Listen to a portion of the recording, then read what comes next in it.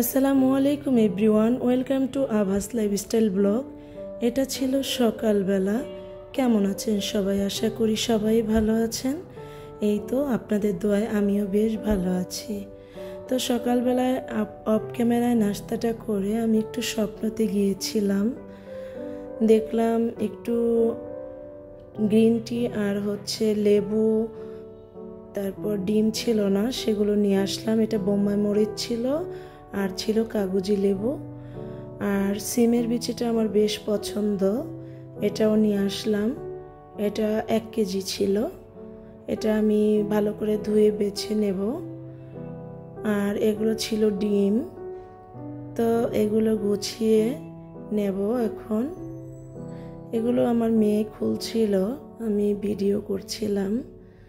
মেয়েকে বললাম সবগুলো একটু গুছিয়ে রাখো। আমি বাজার থেকে আসার পর ফ্রেশ হয়ে এই তো আমার বাজার। তো এখন দুপুরে অফ ক্যামেরায় রান্না করে নিয়েছি। দুপুরের লাঞ্চটাও আমি টেবিলে দিয়ে দিচ্ছি। আজকে ছিল প্লেন ভাত, চালতার টক আর লাউ দিয়ে মুরগির মাংস দিয়ে রান্না করেছি। লাউ, আলু আর মুরগির মাংস, আর ছিম আলু দিয়ে ভাজি করেছি।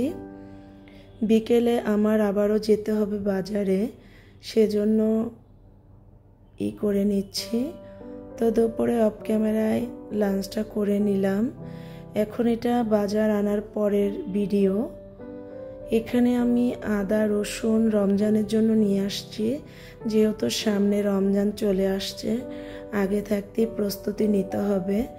যেহেতু রমজান মাসে আমাদের ইবাদতের একটা সময়, এই সময়টাকে আমি ওয়েস্ট করতে চাচ্ছি না।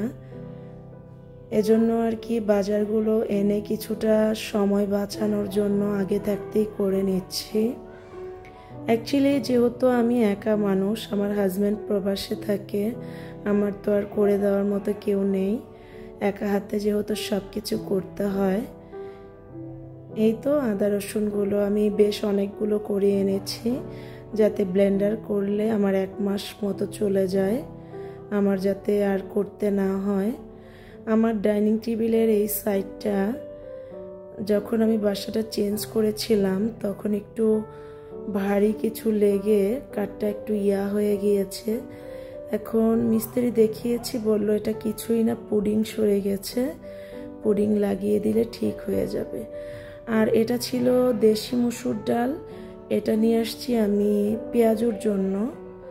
এটা আমি রমজানের জন্য এনেছি, কারণ যখন আমি ডালটা ব্লেন্ড করে নিব তখন সাথে এটা একটু ভিজিয়ে রাখলে এটা আস্ত দেব।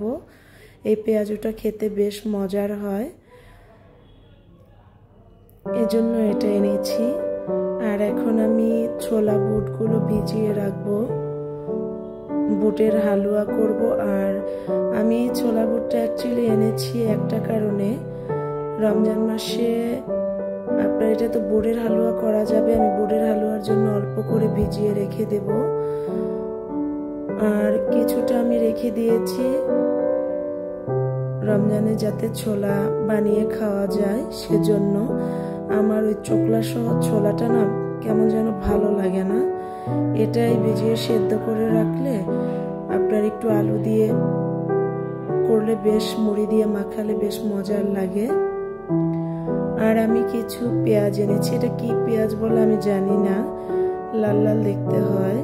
এই পেঁয়াজটা এনেছি আমি ব্লেন্ডার করে ডিপ ফ্রিজে রাখার জন্য, যাতে আমি মাংসতে আর কি দেওয়া যায়, তরকারিতে দেওয়া যায়, এজন্য।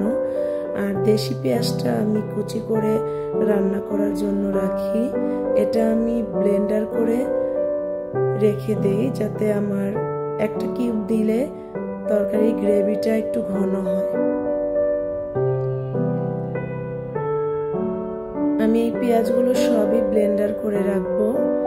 এখানে 3 কেজি পেঁয়াজ ছিল, এটা আমি ব্লেন্ডার করে ডিপ ফ্রিজে কিউব বক্সে রেখে দেব, যাতে কিউব কিউব করা থাকে, আমি একটা করে কিউব দিয়ে দিতে পারি।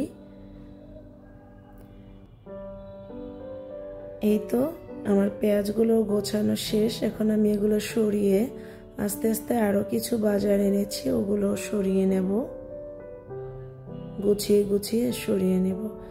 আমি পালং শাক এনেছি। এই পালং শাকটা আমি এখন তো সিজন শেষ হয়ে যাচ্ছে, এজন্য এটা আমি ব্লেন্ড করে হালকা গরম পানিতে ভাপিয়ে নিয়ে ব্লেন্ড করে আমি ডিপে সংরক্ষণ করে রাখবো পালং পরোটা করার জন্য আর পালং শাকের পনির দিয়ে রান্না করার জন্য। আমি আনছি যেন এটাকে যাতে খেতে পারি। এখন আলু এনেছি। এখন আলু পেঁয়াজে বেশ নোংরা থাকে। আলু পেঁয়াজ এখন আর পরিষ্কার করে রাখা সম্ভব না, যেহেতু বাতি হয়নি। দেশি পেঁয়াজটা যখন উঠবে তখন দেখা যায় ময়লা থাকে না অতটা। আর আলু যেহেতু এখন নতুন আলু বেশ নোংরা থাকে, আর ধুয়ে রাখলে একদম আলু পচে যায়।